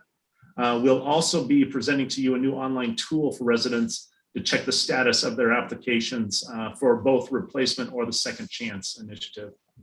And then we're aware now of a development that is proposed for Tanforan, and it's very concerning, a development of 3,500 homes by San Bruno within the 70 dB noise contour. This is certainly defined as incompatible land use, and so we're very concerned about the location for residential development, including low-income housing. And we just think this is not the right direction. We understand the pressures we're all under around housing, but this is the wrong place to put it, and potentially creating a lot more conflict with the community and subjecting them to additional noise. So we're very concerned and would be glad to talk further with San Bruno about possible alternatives. Okay, and with that, I'd be glad to take any questions. Thank you, Director Sotero, for your report and for the update. I'm going to go ahead and open it up for the roundtable members if they have any questions or comments. I do see Ms. Rodriguez have her hand up, and please, Ms. Rodriguez, go ahead. Just thank you very much for your report. And I just had one clarification question. When you say we shall not recommend any innovative procedure which has a negative impact to any community, can you clarify for me what that means, the negative impact part of it, please? Yes, from a noise impact level, meaning anything that increases noise to a community or shifts noise to another community, we determine that to be a negative impact. Thank you. So I'm going to go ahead and follow up on that, Michelle, Director Sotero. So is there like a certain level of decibel that would be acceptable, or are we talking any noise increase would kind of have you take another look at that procedure? You know, we committed right out of the gate that this was a large part of the initiative is community benefit, both in terms of innovative procedures that potentially have community benefit in terms of the actual flight path and altitudes, but also from a reduction of delay, which, as everyone knows, when foul weather hits, we get flights that start piling in after midnight, 1, 2, 3 a.m. So that's the perspective with which we pursued GBAS. And so I think this is, we just need to be very open and clear about the data. We need to do all the appropriate collection of data, satisfy the community of the validity of the data, and then make decisions. From our perspective, we're going to ask for a lot of community input as we move along to help us judge impact. But we are looking at it in terms of a decibel level that increases in any given community. Okay, thank you for that answer. Ms. Rodriguez, I see you want to jump in or no? Okay. Member O'Connell, I see your hands raised up. Thank you so much. I just wanted to follow up on my prior questions, both in the subcommittee and in these meetings on the missing Title 21 reports from 2009 to 2016, so that that information can be given to this group and the information contained reviewed. So I would just like to ask the director and the SFO team to make those available and let us know when they think that that might happen. Glad to do that.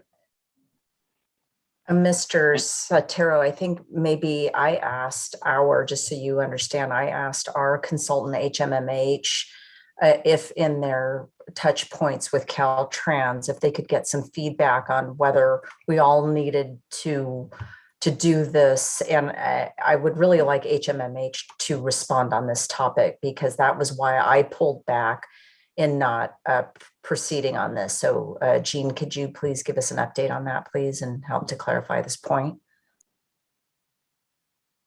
Certainly. So my understanding is that Caltrans wants these reports and going forward to see, that there's what the status is in terms of noise impact. And so it's not clear the purpose of going back and fulfilling the reports that have not been provided to Caltrans at this time. Caltrans doesn't say whether they're needed or not. They won't say whether they're needed or not.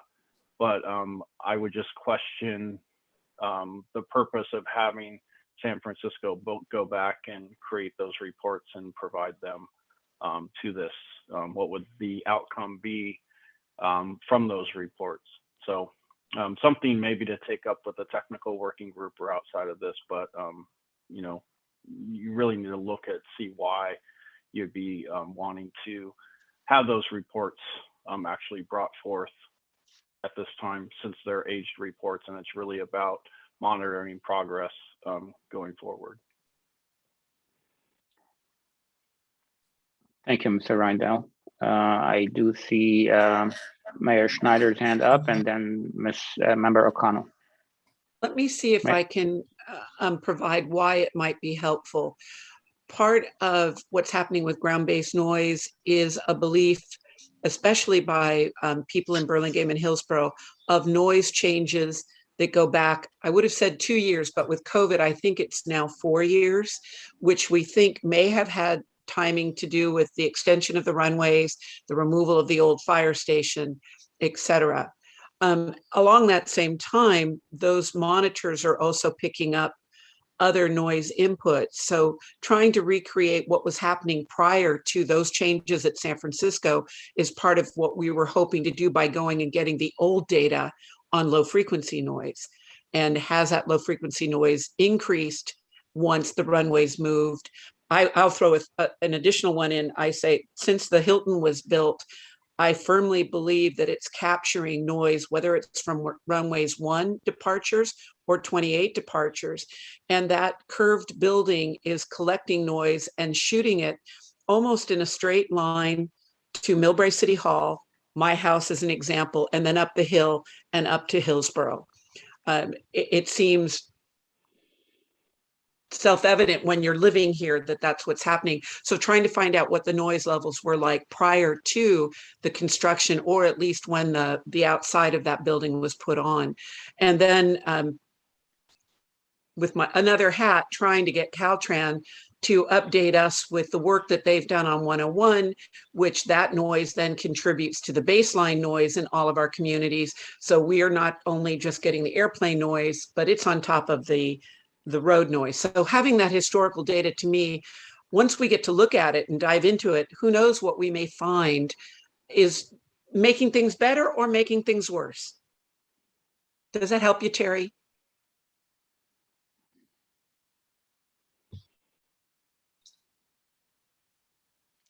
Please go ahead, Member O'Connell. So I'm not sure that is really the reason, but certainly it could be one of the reasons. But things changed with many things for noise in our communities, and without having that baseline going back to when those reports were required by law and by agreement with the airport. It's hard to tell what information they're going to share, shed on the situation of noise. But it was a legally required item that they needed to do. And so I think we need to hold them to that agreement so that we have that information and can try to see if it sheds any light on how noise has shifted during those years. Thank you. Okay. Thank you for that comment. Vice Chair, can I make another comment real quick? Yes, please, Mr. Rondell, go ahead. Yeah, it's a reminder that the quarterly noise reports are intended to determine the location of the noise impact boundary, which is by definition the 65 CNEL boundary. So that's item number one. So that's what the reports do, whether that information, I would contend that probably doesn't help with the backblast noise and that you're referring to. But I would also like to add that San Francisco has all the data that goes back all those years. They just haven't provided the reports that determine the location of the noise impact boundary, which again is the 65 CNEL boundary. That is the purpose of those, is to show that they remain to be a zero noise impact boundary through. Respectfully, if they have all that information, there's no reason that they cannot provide those reports.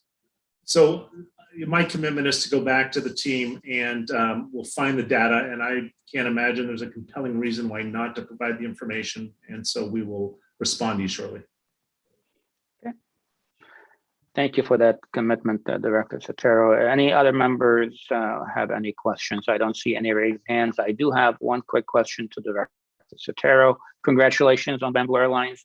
My understanding is the airport does not set the time of the flights. So could you help us understand how does that work? So if Bamboo Airlines tomorrow come in and say we want to land in SFO at 2 in the morning, is that how it works? Yeah, thanks for that question. What we did is we have our international incentive program, and it's an incentive for international flights, air service development incentive program to provide service to unserved destinations. And so airlines that approach us with a new route to an unserved, new airline, or not even a new airline, an existing airline to an unserved currently from SFO destination, we will waive their landing fees. What we've done in response to all of the community's concerns and our own concerns about evening hours is we have made that subject to flights not occurring during the late night hours. And so that is part of the obligation they have, is to not fly. I can't confirm the hours, but it's certainly, it's 12 to 7, or I think even earlier than that, potentially, that window of no flight activity for these flights. Thank you. That's very comforting, and I appreciate that. Thank you so much. Anybody else has any questions to Director Sotero? I don't see it. I do see Mr. Ganong got his hand up, please. Bert? Yes, Mr. Chair. We have a couple more slides to augment Director Sotero's presentation, if I may. Thanks. Absolutely. Please go ahead. Sorry about that. My apologies. Thanks, Bert. So I wanted to give a quick update on the SFO GBAS. We have several portable monitor sites and permanent sites that we've selected and identified for measuring the noise for the upcoming United Airlines flights, flying the baseline and innovative approach procedures. We'll also be looking at the current procedures that are out there and have some baseline noise for the area we don't right now. Noise measurement reports will be made available at the link below. And we're continuing to seek approval for some or all of the 14 innovative approach procedure community flight procedure packets. Looking for people to dig into those and see what they can bring up. And if they have any questions, go ahead and send us an email at the SFO GBAS link through flysfo.com. Bert, when you said you were looking at it, you said you see a URL below. Did you think you're showing us a slide right now? I'm sorry, I thought I was sharing a screen. Yes, just. No, nothing yet. Thank you. Thanks, Michelle. Thank you for asking. 1 moment.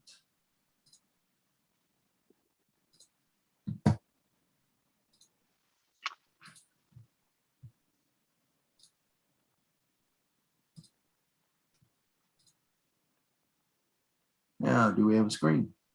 No. Still no. Oh, interesting. Well, Angela, does he need authority or he's got authority? Yes, he should be able to automatically share screen. Excuse me, I'm not sure what. Click share screen, went ahead and chose the screen and hit share. There we go. That's working. All right, yes, things changed for me too. So anyway, we talked about the GBAS update. Here's the link where we'll have where the innovative procedures may be found on the website. And we know a lot of people have already been going there. We appreciate that. And that email address, sfo.gbas@flysfo.com, is where the comments can be made. Appreciate that. For our portable noise monitoring reports, we've updated those and we're putting the new portable noise monitoring reports and bringing those up to speed. So we have a full cadre of those. We've been quite busy redoing the old format into the new. Has some enhanced legibility, clear graphics, images, and they're alphabetically labeled by section so that when you go to the appendix, you can see exactly what's being discussed. It should be most helpful there.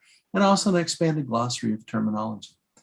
The Fly Quiet reports, we are very close to finally getting those back in order.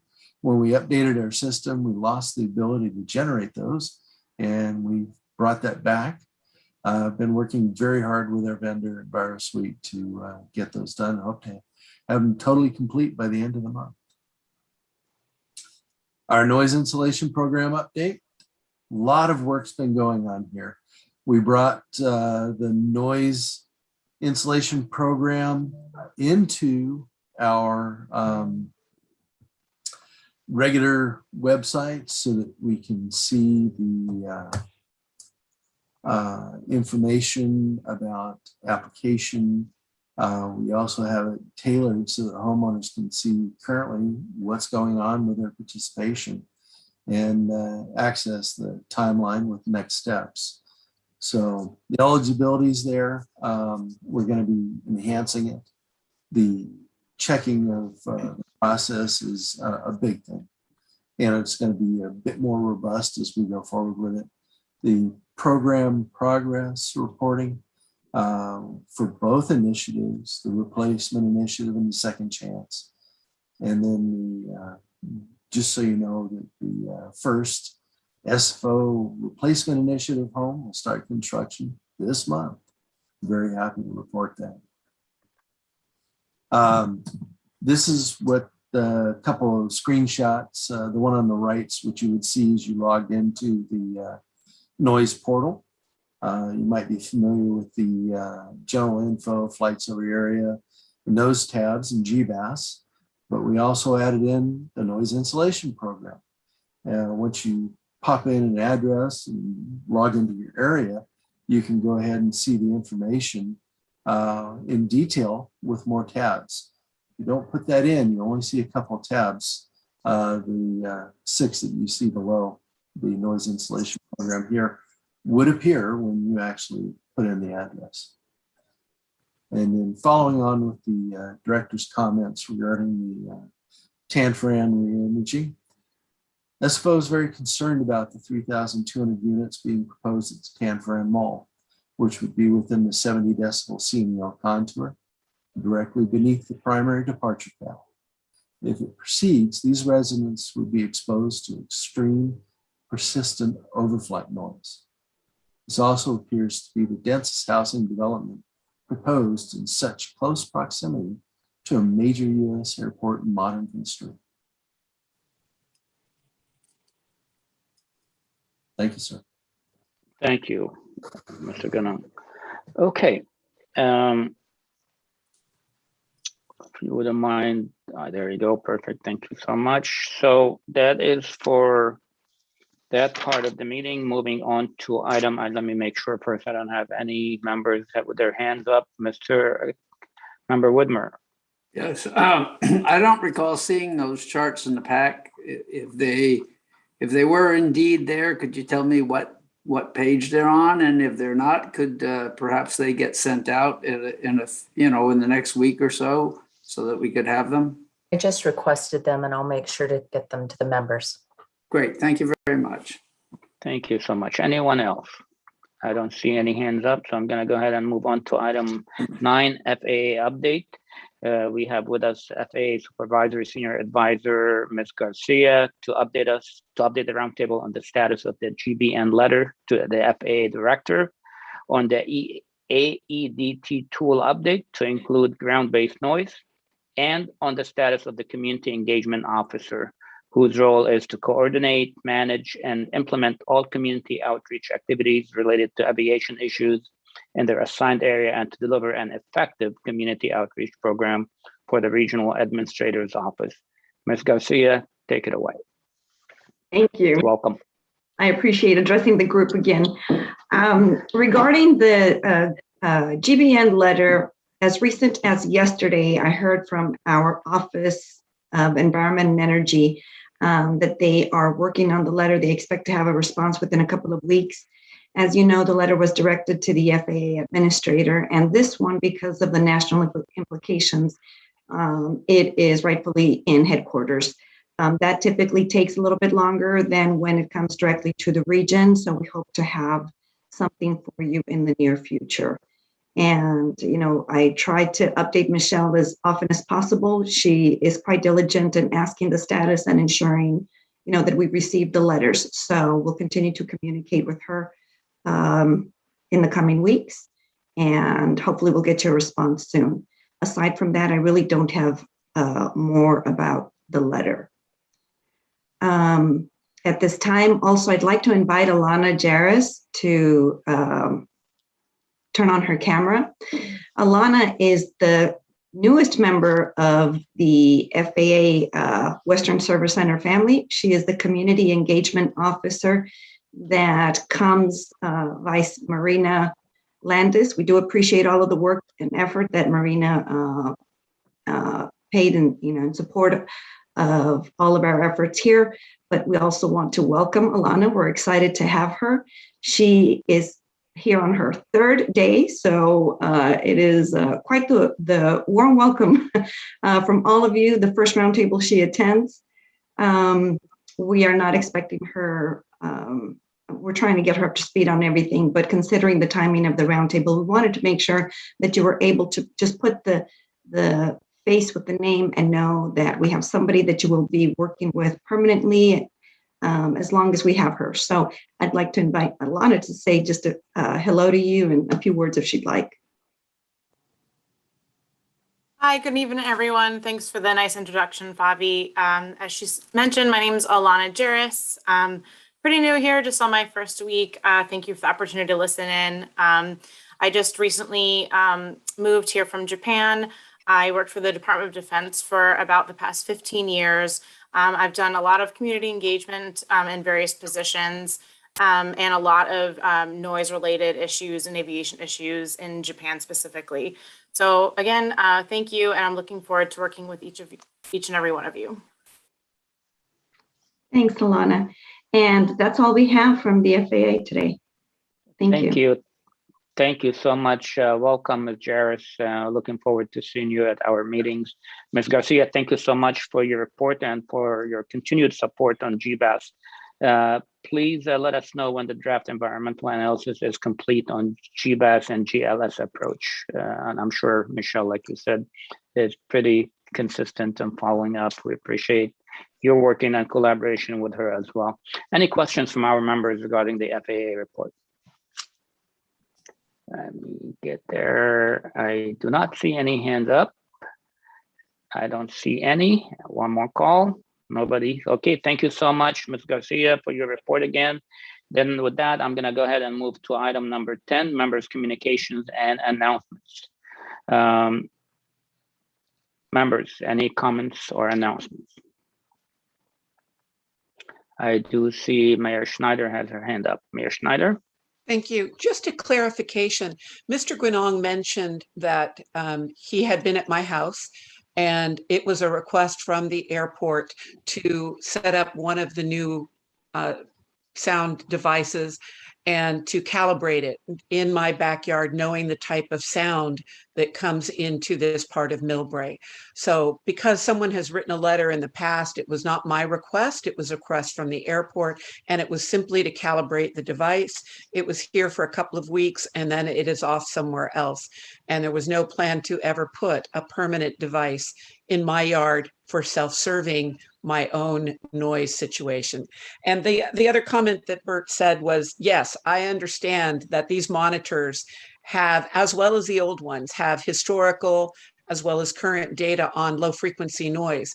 My comment about the questions are when the public files a complaint about low frequency noise, it has to be matched to a plane to show up in the noise report, or at least that's how it was in the past. So I just don't want to get another complaint letter saying Anne is being self-serving when instead I offered my backyard for the art of calibration. Thank you. Thank you for that clarification. Okay, anyone else from the membership has any announcements or comments? Not seeing any. I'm gonna go ahead and move on to, this is where I'm gonna take some public comments on the presentation. Any member of the public would like to speak on the presentation, please raise your hand. I'm gonna turn it over to Ms. Montez to explain that a little bit. Thank you, Chair Handy. So as a reminder, if you wish to speak on presentation items 6 through 10, please use the raise hand feature through Zoom, or you may press *9 to indicate your desire to speak. And I do see 2 hands raised. Give me 1 second. Janet did have to jump off, so I'm going to share my timer. And I will first call on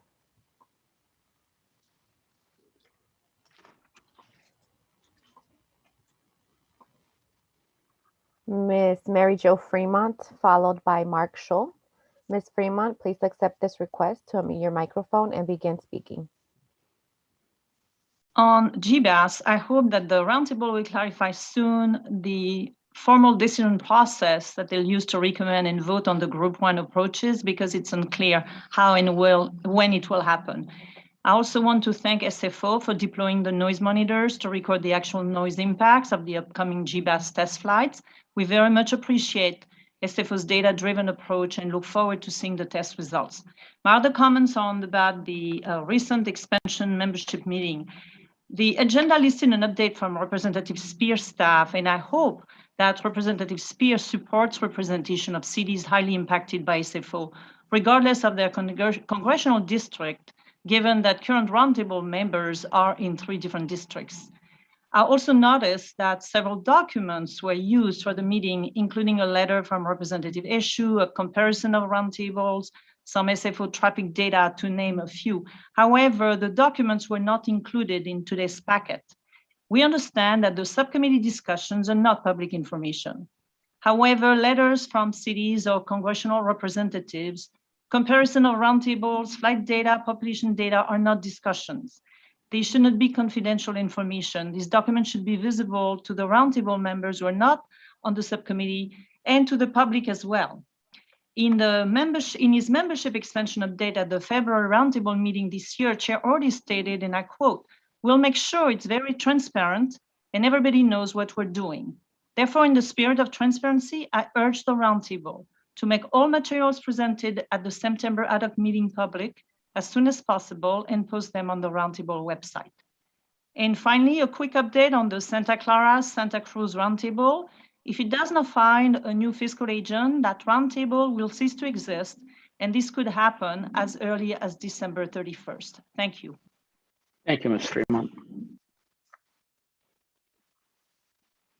Thank you, Ms. Fremont. I will now call on Mr. Mark Scholl, followed by Jennifer.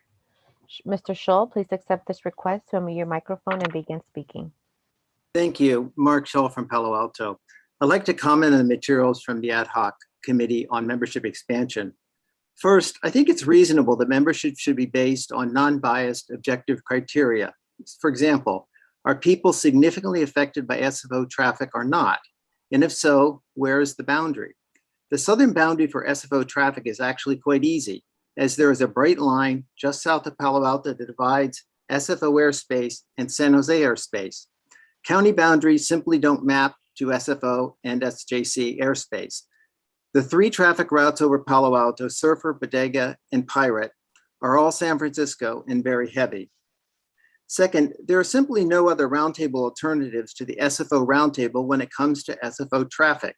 This is true, separate of the SCSC roundtables losing its Cities Association sponsorship at the end of the year.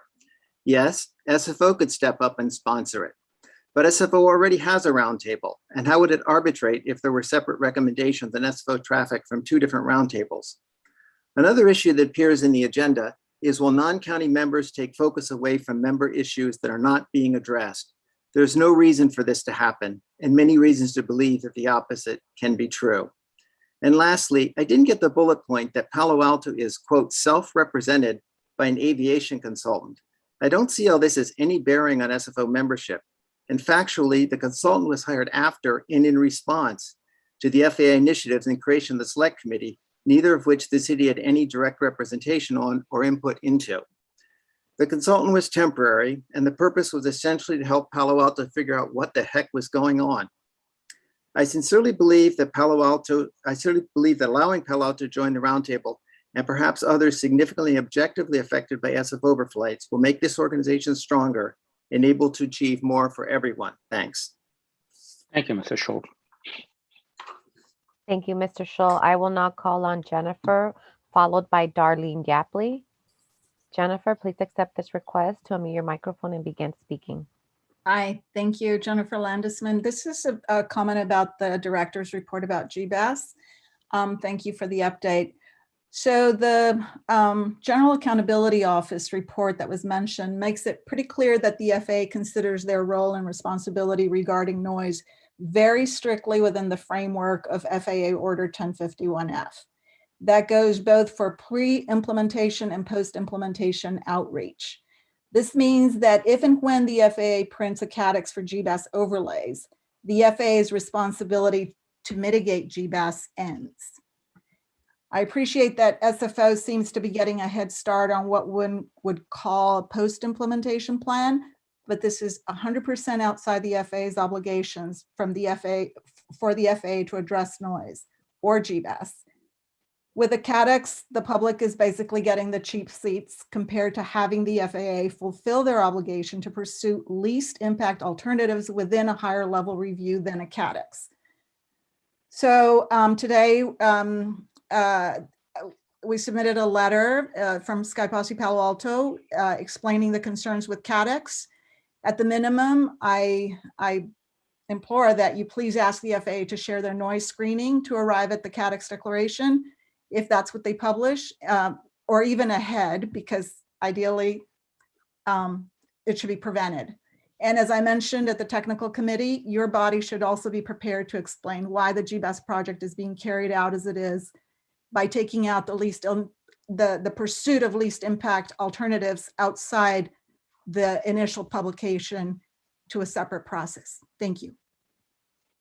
Thank you, Thank Ms. you. Landisman. And we did share the letter that was submitted from the Sky Posse Palo Alto with the entire membership, as well as the FAA. So I will now call on Ms. Yapley. Please accept this request to unmute your microphone and begin speaking. Per page 86 of the packet, the following comment was listed for the membership meeting, that the city of Palo Alto hired an aviation consultant to advise them and conducts their own noise studies. I don't know what the exact wording was, but the first part of the sentence may be misunderstood without context. Indeed, the city of Palo Alto has infrequently used a technical consultant in reaction to something that may impact us. When the SCSE Roundtable did not exist, was not meeting, or had stated they would not cover the topic. In the absence of having representation on an operational roundtable, Palo Alto and other cities wanting advice have no choice but to hire a technical consultant. Regarding the second part of the sentence, the city of Palo Alto conducts their own noise studies. There may be confusion between the MONA project and the city of Palo Alto. The MONA project is a research effort at Stanford that addresses the entire San Francisco Bay Area. MONA data collection and analysis are intended to benefit the entire Metroplex, with a longer-term goal to have their technology available for use in other areas and Metroplexes. The MONA project is not affiliated with City of Palo Alto or any other Bay Area governmental entity. The MONA project does not purchase the noise monitors, which are about $1,000. Volunteer residents inside and outside of Palo Alto have bought their own noise monitors and installed them on their properties. The recorded noise data are analyzed by MONA scientists, engineers, and students. MONA encourages residents who are interested in supporting new noise monitors to contact them. In fact, I understand one new monitor outside of Palo Alto may be installed shortly at a new residence. You can contact MONA at noise-monitor@mona-project.org. Thank you. Thank you, Ms. Yapley. And Chairman, we have one more hand raised from members of the public. So I will call on Ms. Rebecca Ward to accept this request. Unmute her microphone and begin speaking. Hi, I'll be quick. As it relates to the expansion of membership, roundtable membership, just listening to the comments, I do think that you would benefit from having more transparency and maybe opening it up to the public, because a number of people are trying to understand what the bullets on the summary really relate to. And I do think just overall transparency is generally better, particularly when you're talking about something like this. And so that's my comment. Thanks. Okay, thank you, Ms. Ward. Thank you, Ms. Okay. Ward. And Mr. Chair, we do not have any more hands raised. Thank you. Thank you very much, Ms. Montez. With that, I'm going to go ahead and move to item 11, which basically I would move to adjourn this meeting, which is at 9:07 p.m. Thank you all for your participation and for your engagement. Appreciate everybody on the call. Thank you to staff again for all the hard work that you do. Thank you. Good night, everyone. Thank you. Good night. Good night.